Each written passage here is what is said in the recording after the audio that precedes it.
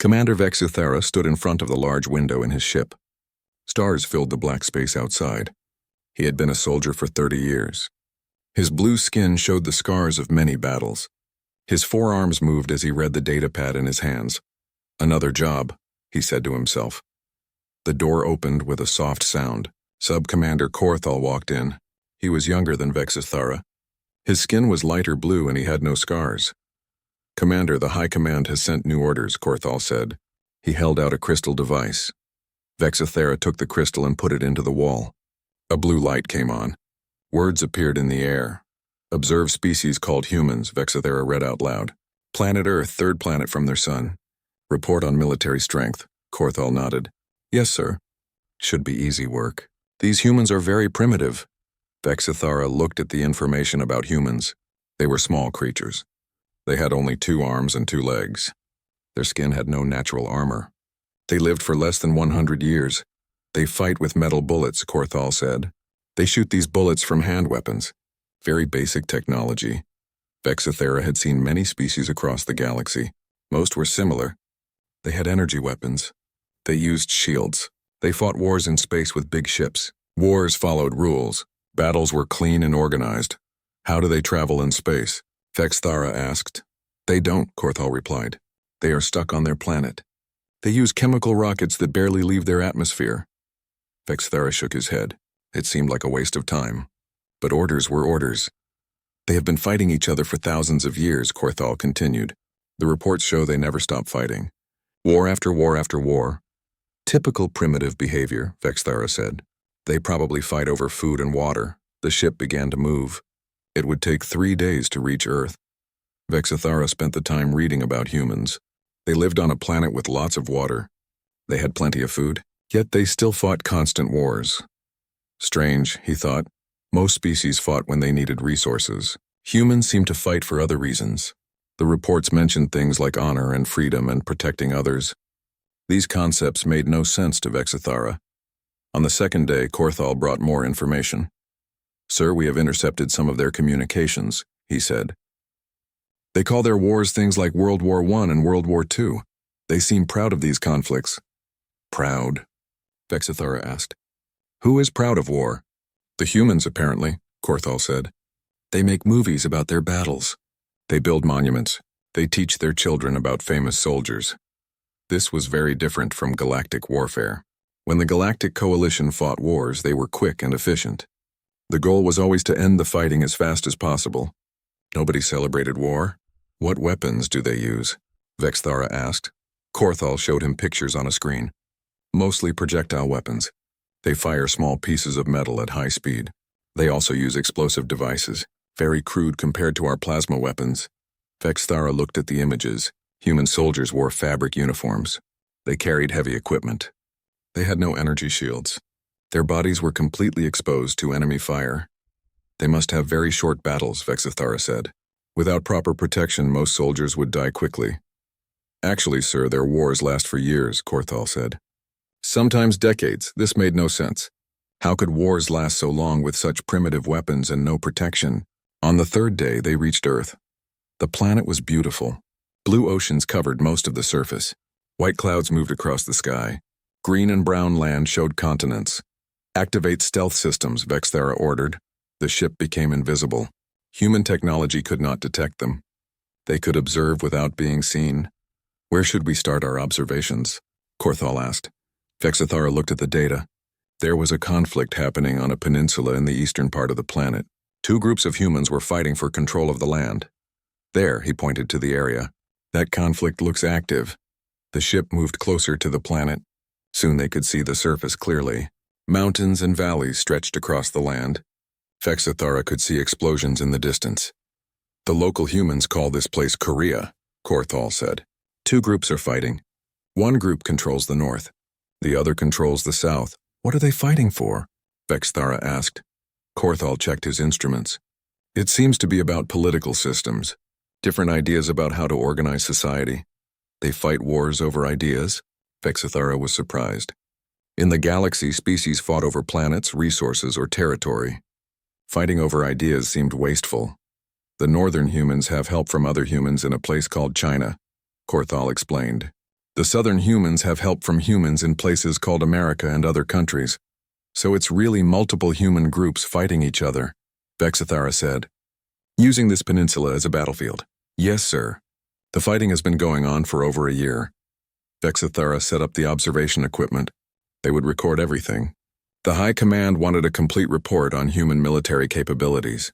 This should be simple, he told Korthal. We observe their primitive tactics. We note their basic weapons. We file our report.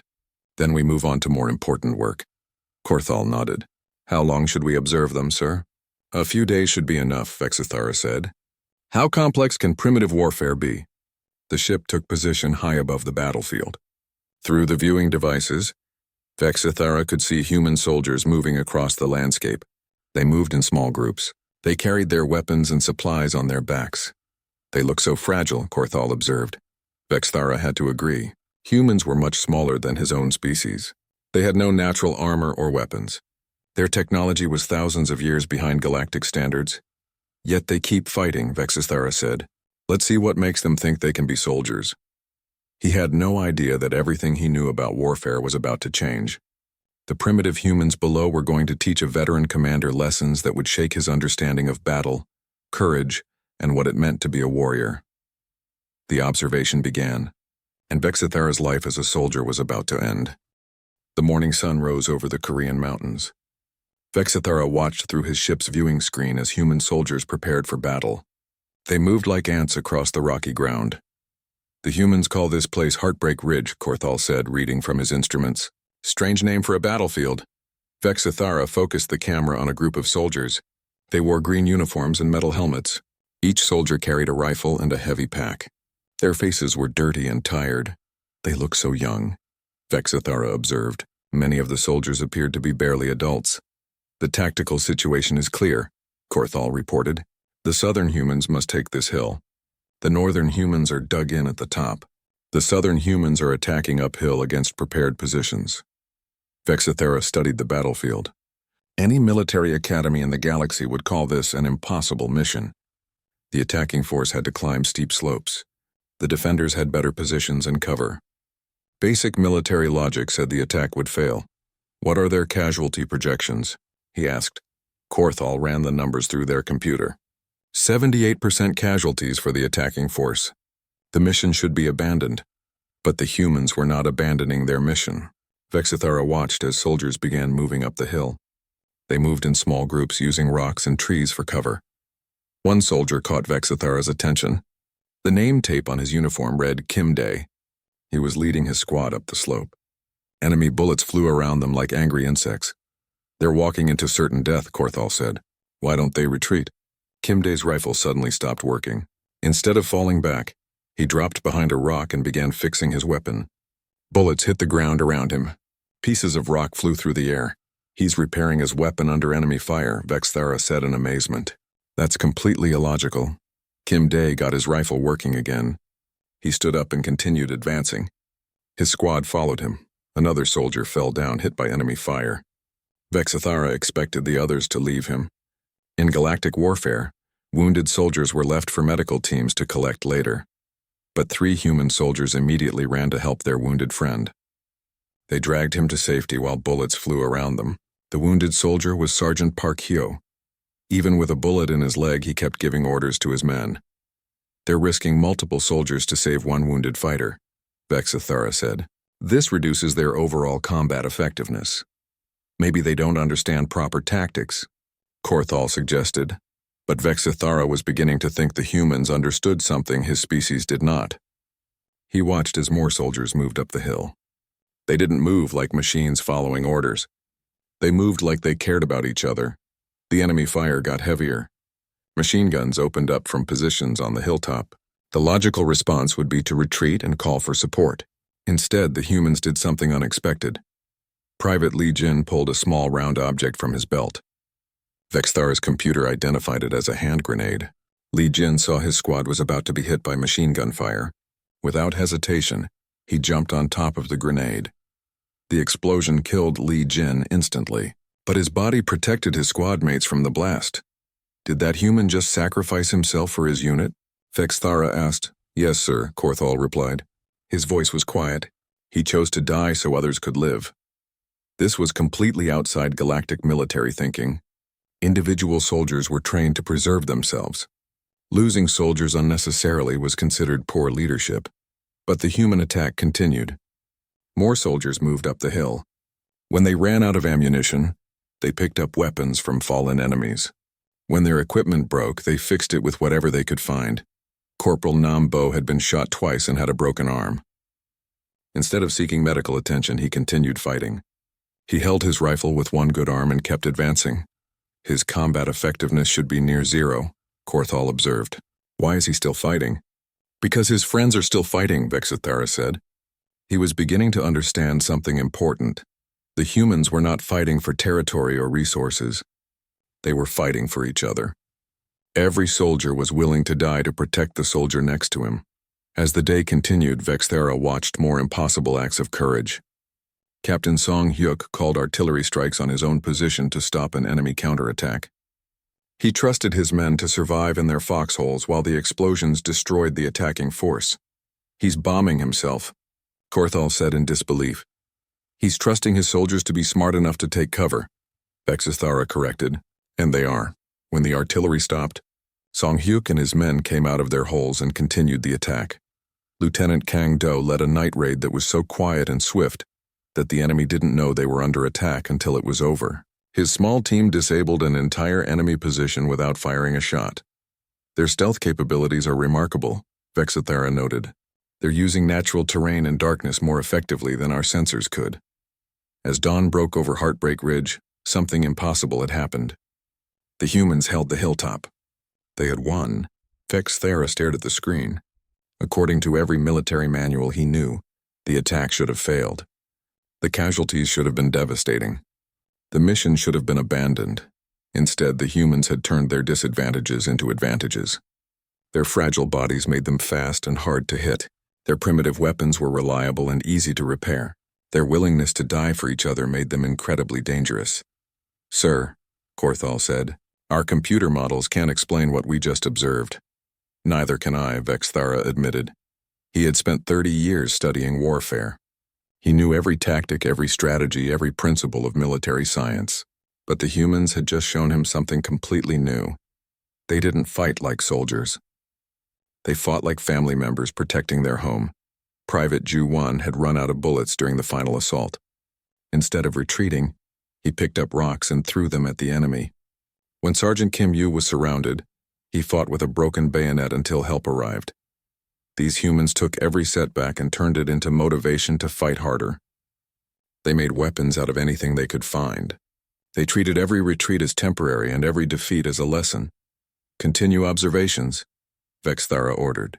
I need to understand what we're seeing here. Korthal looked confused. Sir, haven't we seen enough?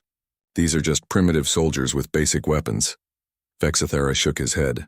No, Korthal. These are something else entirely. Something we've never encountered before. He looked at the human soldiers on the hilltop. They were treating their wounded, sharing food, and preparing for the next battle. They looked tired but not defeated. They looked ready to do it all again if necessary. These humans don't just fight wars, Vexithara said quietly. They become the war itself.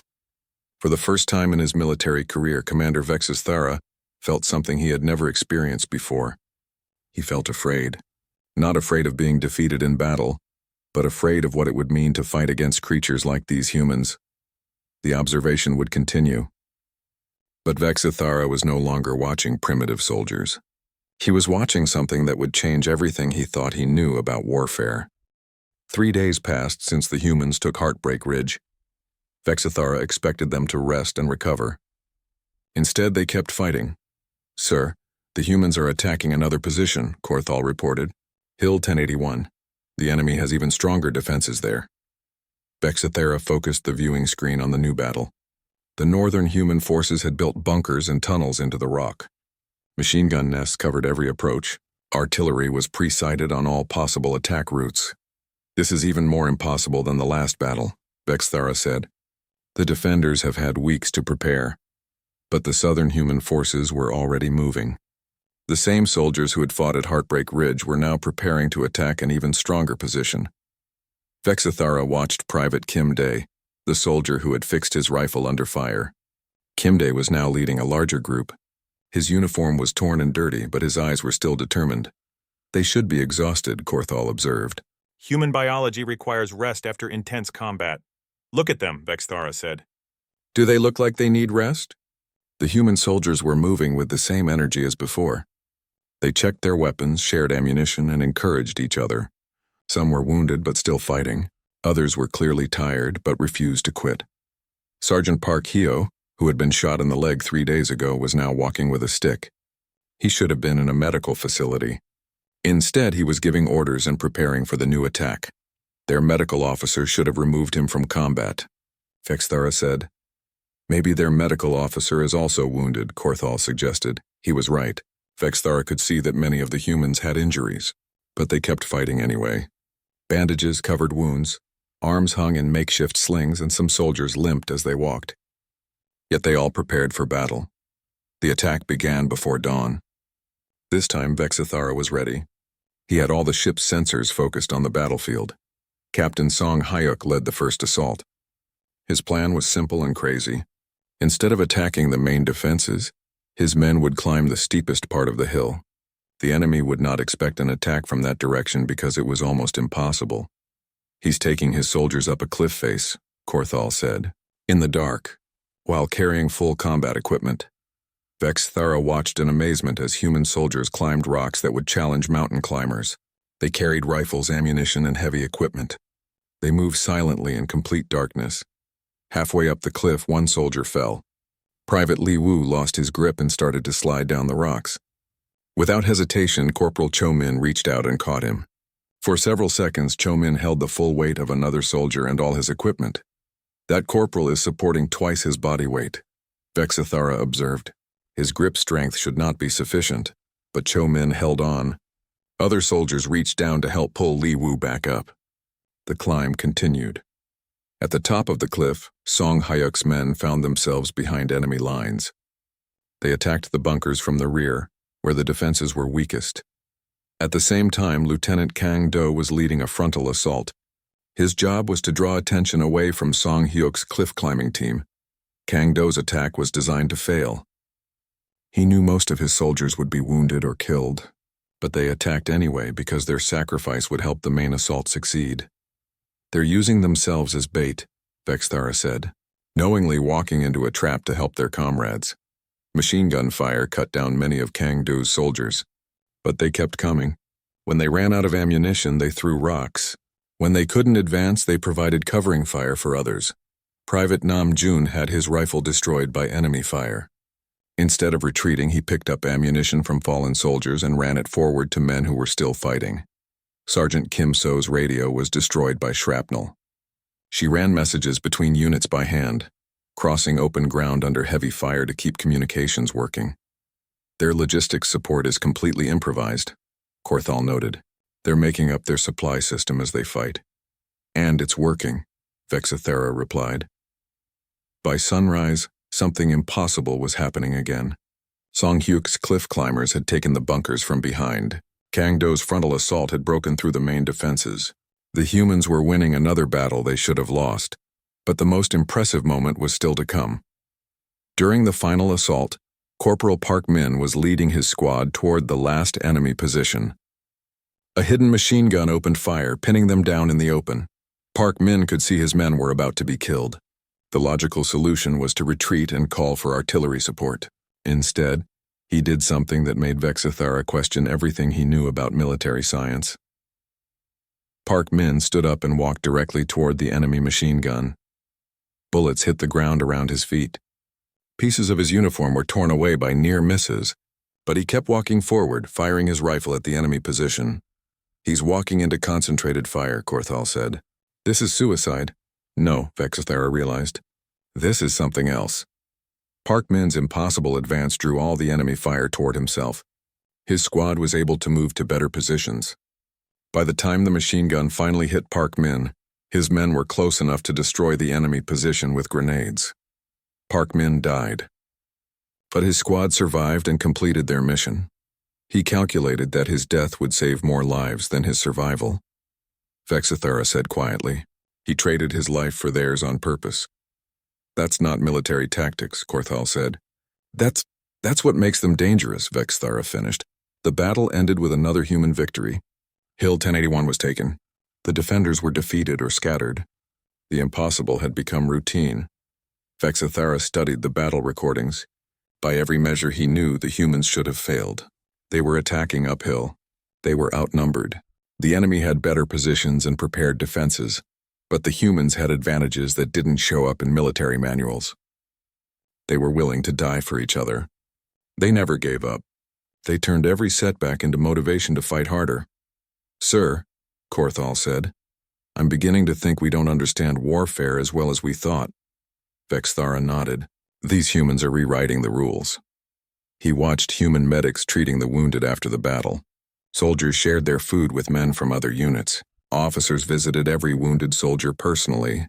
Look how they treat each other, Vexthara said. Even after combat, they act like family. Is that why they fight so hard? Korthal asked. I think so, Vexthara replied. They're not fighting for territory or resources. They're fighting to protect their family. The observation continued, but Vexthara was no longer watching primitive soldiers. He was watching something that challenged everything he had learned in 30 years of military service. These humans were teaching him that warfare was not about weapons or tactics or technology. It was about the heart of the warrior, and human hearts, Vexthara was learning, were stronger than any armor he had ever seen. The impossible victories were becoming a pattern, and Vexthara was beginning to understand that humans didn't just win battles they should have lost. They had turned losing into winning. They had made impossible into inevitable. They had made warfare into something completely new, and that was the most frightening discovery of all. Vexthara could not stop watching. What started as a simple observation mission had become an obsession. For 2 weeks he followed human conflicts across the planet. Sir, we have enough data for our report, Korthal said. High Command is expecting us to return. Not yet, Vexthara replied. I need to see more. His ship moved to a place called Vietnam. Here, human soldiers from a country called America were fighting in thick jungle. The conditions were terrible. Hot weather, dangerous animals, and an enemy that seemed to be everywhere and nowhere. Vexthara focused on a small unit led by Sergeant Park Min. His squad had been surrounded for 3 days. They were cut off from supplies and support. They had little food, low ammunition, and no clear way to escape. They should surrender, Korthal observed. Their situation is hopeless. But the humans did not surrender. They collected rainwater in their helmets to drink. They ate plants and insects they found in the jungle. They made weapons from bamboo and sharp stones. Park Min's radio had been destroyed on the first day. His men were wounded and exhausted. Enemy soldiers moved through the jungle around them constantly. Yet they kept fighting. How are they surviving? Vexthara asked. Pure stubbornness, Korthal replied. They refuse to accept that they've lost. On the 4th day, rescue helicopters finally reached them. Vexthara expected to find broken soldiers, barely alive and ready to give up. Instead, Park Min and his men were still in fighting positions. They had not only survived, they had been killing enemy soldiers who tried to overrun their position. When the rescue team arrived, the humans were still fighting. We're fine, Park Min told the rescue team, but we could use some more ammunition. Vexthara moved his observations to another battle. In the Pacific Ocean, human ships were fighting a naval battle. One destroyer was heavily damaged and should have sunk hours ago. Lieutenant Commander Li Bei kept his ship operational through willpower and creativity. When the engines failed, his men fixed them with spare parts taken from other systems. When the guns stopped working, they repaired them with tools meant for completely different jobs. They're using kitchen utensils to fix military equipment, Korthal reported. And somehow it's working. The human ship should have been dead in the water. Instead, it kept fighting. When it ran out of proper ammunition, the crew loaded the guns with whatever metal objects they could find. When the steering failed, they steered by manually adjusting the engines, sir. Their survival rate in impossible situations is 347% higher than our computer models predict, Korthal said. This should not be mathematically possible. Mathematics, Vexthara said, apparently doesn't apply to humans. He watched more battles, more impossible victories. Every time humans faced certain defeat, they found a way to turn it into victory. or at least into survival that looked like victory. In one battle, Corporal Cho Sung lost both his legs to an enemy bomb. Instead of being removed from combat, he became a radio operator. From his hospital bed, he coordinated artillery strikes and guided other soldiers to victory. He's more dangerous wounded than most soldiers are healthy, Vexthara observed. In another battle, Private Kim So lost her rifle to enemy fire. Instead of retreating, she made new weapons from battlefield debris. Broken metal became knives. Unexploded enemy grenades became bombs. Even rocks became deadly projectiles in her hands. They turn everything into a weapon, Korthal said. The battlefield itself becomes their armory. Vexthara began to see the pattern. Humans didn't just fight with their equipment. They fought with their environment, their creativity, and most importantly, their refusal to accept defeat. Show me their casualty rates, Vexthara ordered. Korthal brought up the data. Casualties are high, sir. Much higher than galactic standards would accept. But look at their mission success rates, Vexthara said. The numbers were incredible. Despite taking heavy casualties, humans completed missions that should have been impossible. They won battles they should have lost. They survived situations that should have killed them. They trade lives for victory, Korthal said. But they get results. No, Vexthara corrected. They don't trade lives. They invest lives. Every death makes the survivors fight harder. He had watched Corporal Yang Tae defend a medical station for 6 hours. Yang Tae was wounded, exhausted, and down to his last few bullets. Enemy soldiers kept attacking, trying to capture the wounded soldiers inside. Yang Tae never retreated. When asked later why he didn't fall back to a safer position, his answer was simple. People were counting on me. That phrase echoed in Vexthara's mind. People were counting on me. It explained everything he had seen. Humans didn't fight for governments or countries or ideologies. They fought because someone was counting on them. Every human soldier carried the weight of everyone who depended on him. Sir, Korthal said, I've been analyzing their communications during battles. What did you find? They don't talk about winning or losing. They talk about not letting their friends down. Their primary motivation is not wanting to disappoint their comrades. Vexthara understood now. Human warfare was powered by shame and love in equal measure. Shame at the thought of failing their friends. Love strong enough to die for strangers. Bring up the tactical analysis of their last 50 battles, he ordered. The data appeared on screen. Vexthara studied it carefully. In galactic warfare, tactics were predictable. Superior forces won. Better technology dominated. Logical strategies succeeded. Human tactics made no logical sense. They attacked when they should have retreated. They divided their forces when they should have concentrated. They took risks that should have led to disaster, yet they won. Over and over they won. They're not following any military doctrine we recognize, Korthal said. They're following a different doctrine, Vexthara replied. One based on principles we don't understand. He began making notes for his report.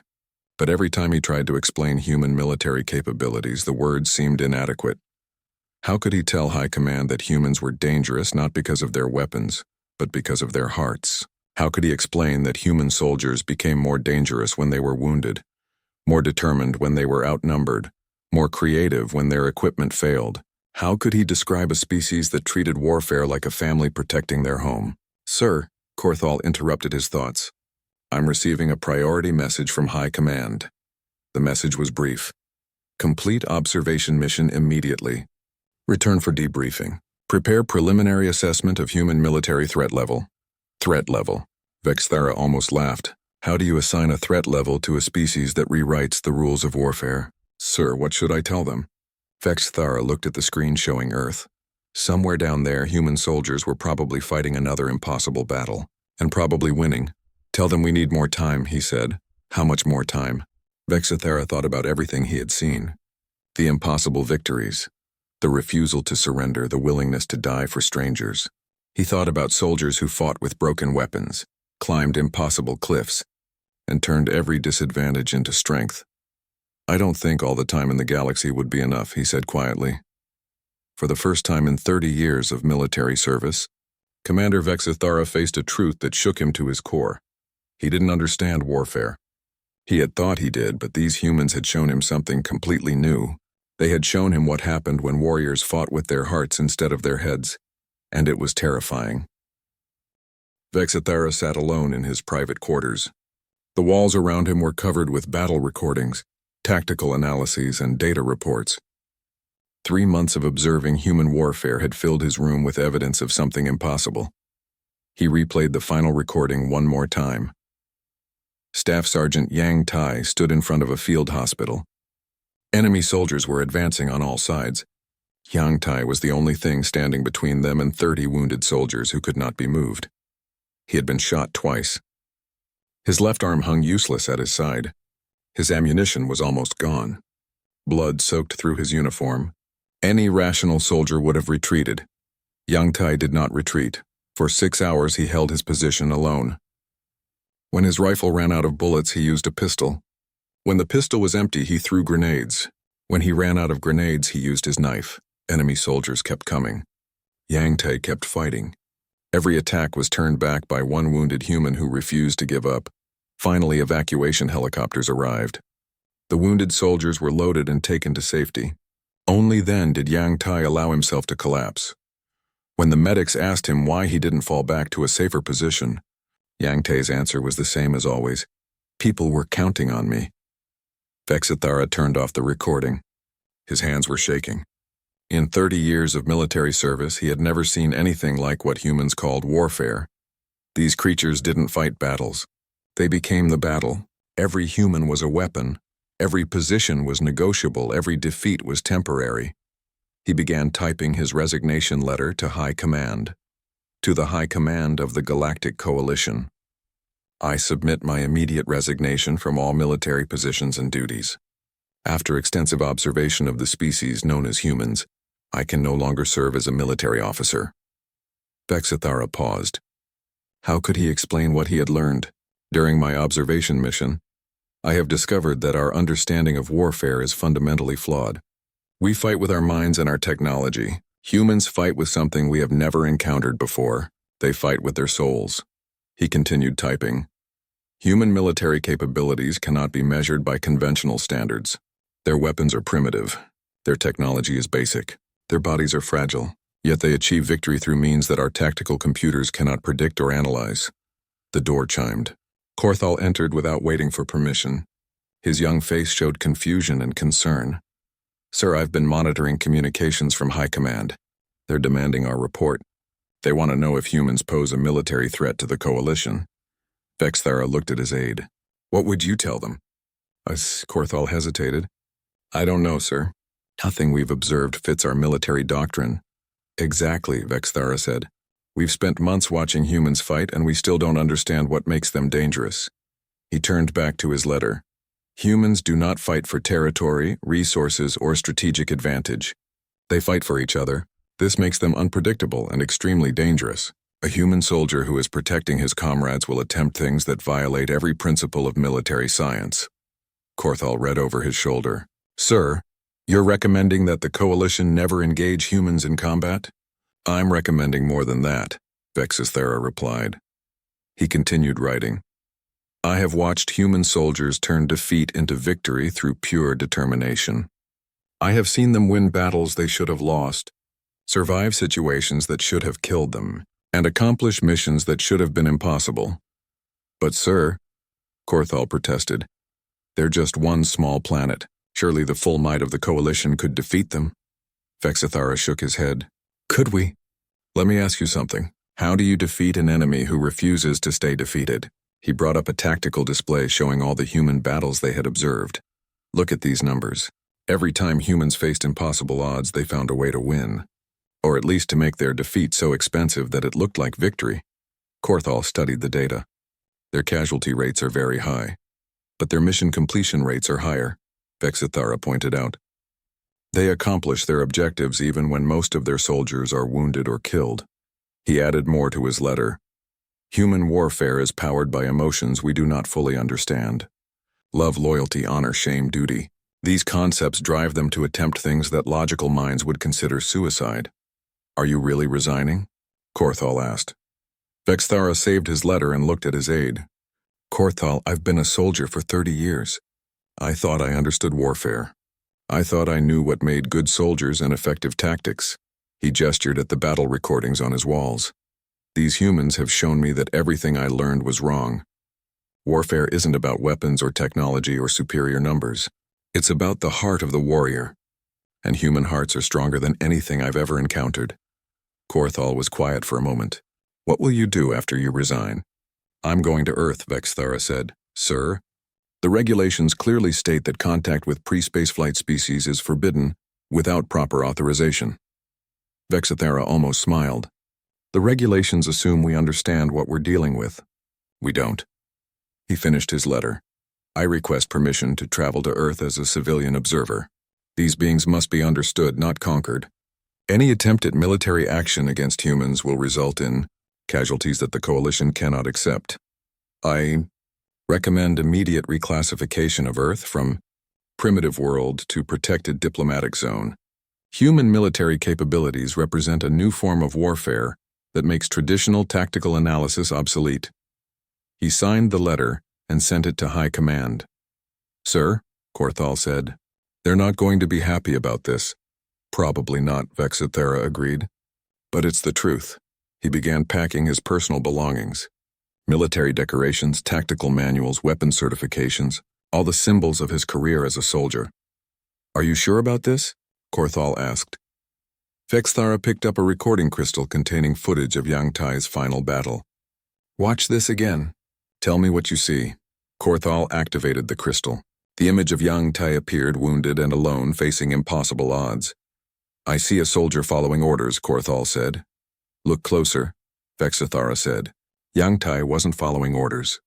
His commanders had already written off the position. He was told to retreat if possible. Korthal watched more carefully. Then why did he stay? Because people were counting on him, Vexthara said. Not his government, not his commanders, not his country. People, individual human beings who would die if he failed. And that was enough?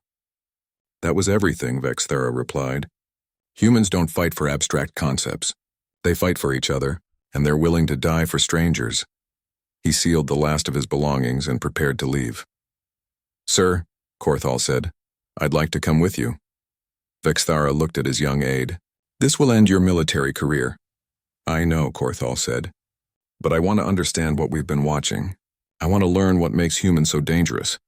They're not dangerous because they want to hurt us, Vexthara said. They're dangerous because they're willing to die for what they believe in. And what they believe in is protecting each other. He picked up the communication device and sent a message to Earth. Unknown human authorities. This is Vexthara, former military commander of the Galactic Coalition. I request permission to visit your world as a civilian observer. I come not as a representative of any government, but as an individual seeking to understand your people. The response came quickly. This is Major Kim Jun of the United Nations Space Command. You wouldn't be the first military leader to become curious about humanity after watching us fight. Permission granted. We'll have some tea ready. Even in first contact, the humans were doing something unexpected. They were welcoming a former enemy with kindness instead of suspicion. Prepare a civilian transport, Vexthara ordered. We're going to Earth. Sir, Korthal asked, what do we do when we get there? Vexthara looked at the recordings of human battles one last time.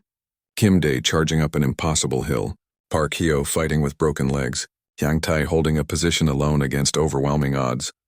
We learn what it means to be human, he said. The resignation was sent.